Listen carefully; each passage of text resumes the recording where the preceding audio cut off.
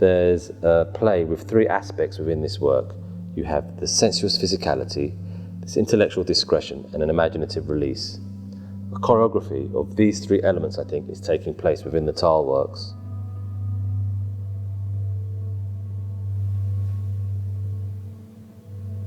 The ambient tile works has this identity that's at once atmospheric and it's permanently in transit.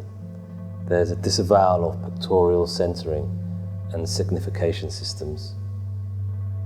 It's to be presented large scale within an all-encompassing environment that surrounds the viewer. Within the ceramics material properties, there's this sensual physicality that's intensely durable. It celebrates, in turn, this materiality of pure surface and abstraction.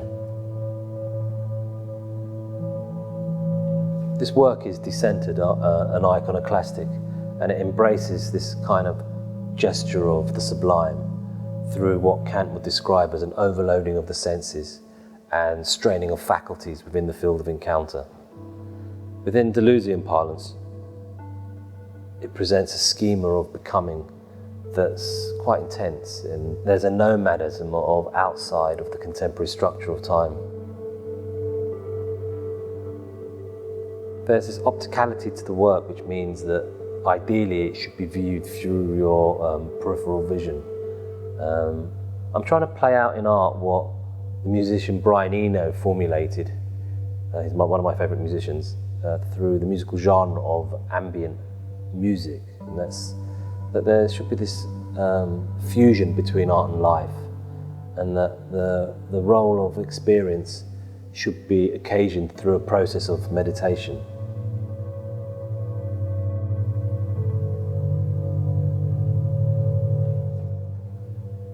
The graphic motifs on the tiles don't necessarily fit into any specific genre or era of design. There's this shifting from ancient to modern, or from industrial to futuristic. So you're left in this space where you're induced into an epochal journey.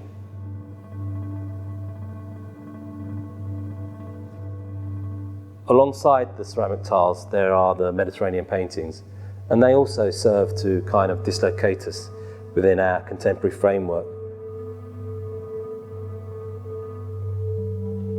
They're less spatially energetic than the tiles, but the paintings move us temporally, as the ephemeral nature of what is depicted kind of conveys this lightness of touch and this fragility.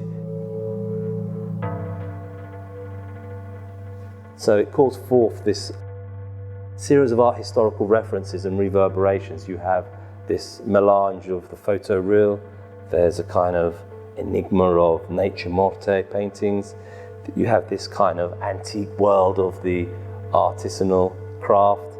There's also the kind of faded pages from V&A catalogues or, I don't know, 1970s publications.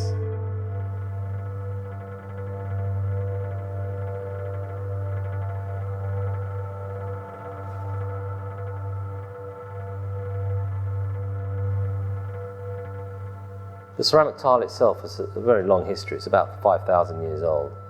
And throughout this period, it has travelled and been transported. It originated from the Middle East in Persia. Then it moved to its east up to China, and then through the Mediterranean to the west to Europe.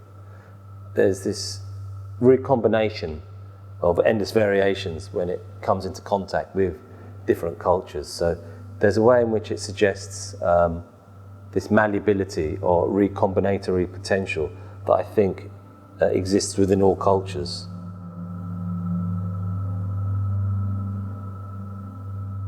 The ambient tile works and the Mediterranean paintings hope to invoke the ability to visualize this world that's yet to come, whilst retaining this memory of some kind of past. So you could say that they're like this fragment from the future.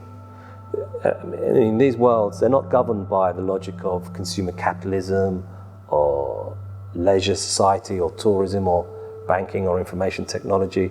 Rather, these are conditions that our current mental horizons have collapsed into. What I'm trying to do is invigorate the imagination and the realization that there are human needs that are sensual and they need to be touched upon.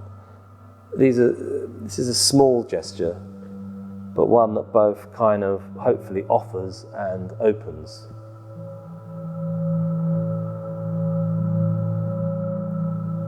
I'm affirming something that's either counter or anti-modern, yet without the repressive connotations that might trigger off. There's like a body of work I'm making that I'm trying to help us think outside of geography or contemporary temporality. There's this disorientation in time that this work triggers, and I want it to provoke this potential for an ecstatic imaginary.